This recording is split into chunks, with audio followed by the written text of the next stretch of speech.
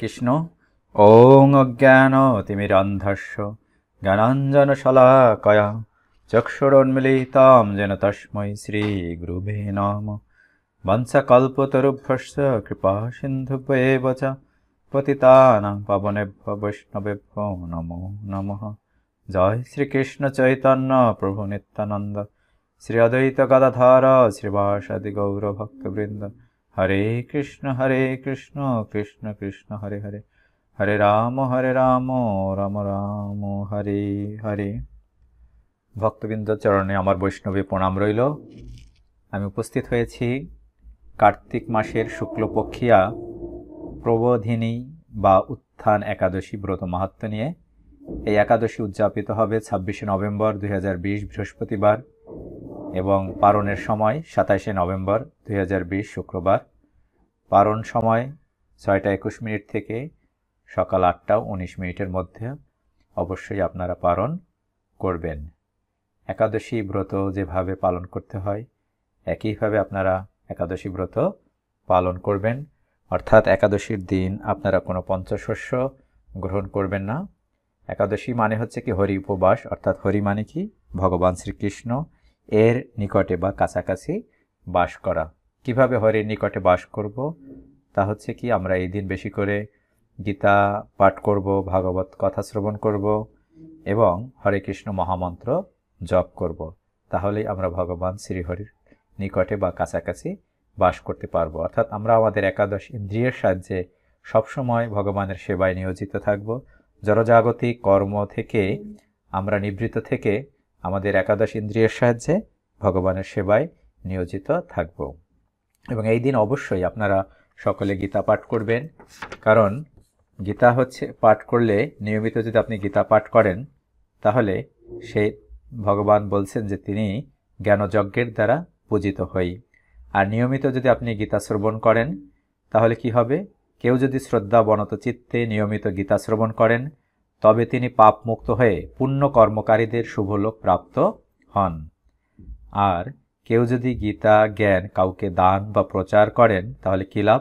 ভগবান শ্রীকৃষ্ণ স্বয়ং বলেছেন, যিনি আমার ভক্তদের মধ্যে পরম গোপনীয় গীতা বাক্য উপদেশ দান করেন তিনি অবশ্যই পরাভক্তি লাভ করে নিঃসন্দেহে আমার কাছে ফিরে আসবেন। তাই আপনারা সবাই নিজে গীতা পড়ুন এবং অন্যদেরকে গীতা পড়তে উৎসাহিত করুন এবং এই গীতা জ্ঞান লাভ করে আমাদের হৃদয়ের অজ্ঞানতা যেন দূর হয়, এই প্রার্থনাই করি। এই পৃথিবীতে মানুষের মধ্যে তার মতো আমার অধিক প্রিয়কারী আর কেউ নেই এবং তার চেয়ে আমার প্রিয়তর কেউ হবে না। যিনি এই গীতা জ্ঞান কাউকে দান বা প্রচার করেন তার সম্পর্কে ভগবান শ্রীকৃষ্ণ একথা বলেছেন। এবং একাদশীর দিন আপনারা অবশ্যই গীতা পাঠ করবেন। এভাবে আমরা ভগবান শ্রীকৃষ্ণের কাছাকাছি বাস করতে পারবো এবং একাদশীর পরের দিন দ্বাদশীর দিন পারণের সময়ের মধ্যে আপনারা অবশ্যই ভগবান শ্রীহরিকে পঞ্চশস্য নিবেদন করে তা গ্রহণ করবেন। এখন আমি এই উত্থান একাদশী বা প্রবোধিনী একাদশীর এর মাহাত্ম্য বলছি। স্কন্ধ পুরাণে ব্রহ্মা নারদ সংবাদে এই ব্রত মাহাত্ম্য পরিদৃষ্ট হয়। একবার ব্রহ্মা দেবর্ষিকে বললেন, হে দেবর্ষে, পাপনাশিনী পুণ্যবর্ধিনী ও মুক্তিদাত্রী প্রবোধিনী একাদশী ব্রত মহিমা শ্রবণ করো। যতদিন এই প্রবোধিনী একাদশী জগতে প্রচলন ছিল না ততদিন লোক সহস্র সহস্র অশ্বমেধ যজ্ঞ, শত শত রাস্য যজ্ঞ করে উত্তম গতি প্রাপ্ত হতো। অর্থাৎ যখন এই একাদশী ব্রত ছিল না, এই প্রবোধিনী একাদশী, তখন শত সহস্র অশ্বমেধ যজ্ঞ এবং রাস্য যজ্ঞ করে যে উত্তম গতি লাভ হতো, বর্তমানে আমরা সেই একই উত্তম গতি লাভ করতে পারি বা ভগবান শ্রীহরির হরি সান্নিধ্য লাভ করার সুযোগ পাই এই একাদশী ব্রত পালন করে। ত্রিলোকের অগোচর, অলভ্য ও প্রার্থিত যে সকল বস্তু ও দ্রব্য আছে তৎসমুদায় এই প্রবোধিনী একাদশী ব্রত পালনে লাভ হয়। সুমেরু পর্বততুল্য যদি কেউ উগ্র পাপও করে থাকে এই একাদশী ব্রত পালনেও এবং রাত্রি জাগরণপূর্বক অর্থাৎ হরিবাসর যদি করা হয়, শ্রীহরি স্মরণ করেন তবে তার সর্ব পাপ রাশি ভস্মীভূত হয়। কার্তিক মাসে সাধুমুখে শ্রীকৃষ্ণ কথা শ্রবণ ও কীর্তন প্রভাবে শত শত গোদানের পুণ্য ফল পাওয়া যায় এবং কার্তিক মাস বা দামোদর মাস অতি পুণ্য মাস। এই মাসে যদি আমরা সাধুমুখে শ্রী হরির কথা শ্রবণ কীর্তন আমরা শ্রবণ করি, কীর্তন করে থাকি, তাহলে গোদানের শত শত গোদানের আমরা পূর্ণ ফল লাভ করে থাকি। এবং শাস্ত্র অধ্যয়নে অর্থাৎ আমরা যদি গীতা পাঠ করি, ভাগবত পাঠ করে থাকি, সহস্র সহস্র যাগযজ্ঞের ফল আমরা পেতে পারি। নারদমুনি বললেন, এই ব্রত বিধানের ফল কীরূপ? নারদের বাক্যে ব্রহ্মা বললেন, প্রাতকালে শয্যা ত্যাগ করে হস্ত মুখাদি প্রক্ষালন করে প্রাত স্নান সমাপন পূর্বক ভগবান শ্রীকেশবের পূজা করতে হয়।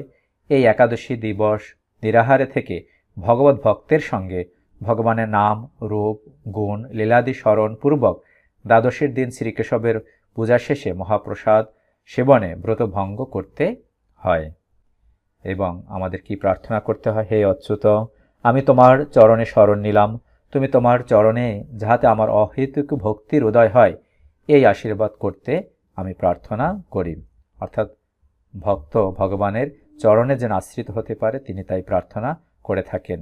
বিভিন্ন ঋতুতে বহুবিধ পুষ্প দ্বারা পূজা ও ব্রতাচরণ করলে তার অক্ষয় বৈকুণ্ঠ লোক গতি হয়, পুনর্জন্ম ঘটে না। হে ব্রাহ্মণ, সাধ্য অনুরূপ ভক্ত পূজা ও ভগবত প্রীত্যার্থে ব্রত পালন করলে ভগবানের সেই লোক অর্থাৎ বৈকুণ্ঠ লোক প্রাপ্তি হয়। সুতরাং ভক্তবৃন্দ, আপনারা নিষ্ঠার সাথে এই একাদশী ব্রত পালন করুন। অর্থাৎ যাদের বয়স 8 থেকে 80 বছর সকলেরই উচিত এই একাদশী ব্রত পালন করা। অর্থাৎ আমাদের পঞ্চশস্য আমরা গ্রহণ করব না, এবং এই দিন আমরা শ্রীহরির সাথে অর্থাৎ ভগবান শ্রীকৃষ্ণের কাছাকাছি বা নিকটে বাস করো। আমাদের একাদশ ইন্দ্রিয়ের সাহায্যে ভগবানের সেবা পূজা করে আমরা সারাটা দিন কাটাবো এবং হরিবাসর করার চেষ্টা করব। এবং যারা একাদশী কিভাবে পালন করতে হয়, যারা নবীন, যারা জানেন না এবং এর বৈজ্ঞানিক ব্যাখ্যা কী, শাস্ত্রীয় ব্যাখ্যা কী, আপনারা যদি জানতে চান তাহলে আমার চ্যানেলে গিয়ে আপনারা একাদশী প্লেলিস্টে যাবেন, সেখান থেকে একাদশী পালনের নিয়ম এবং এর বৈজ্ঞানিক শাস্ত্রীয় ব্যাখ্যা আপনারা শ্রবণ করবেন।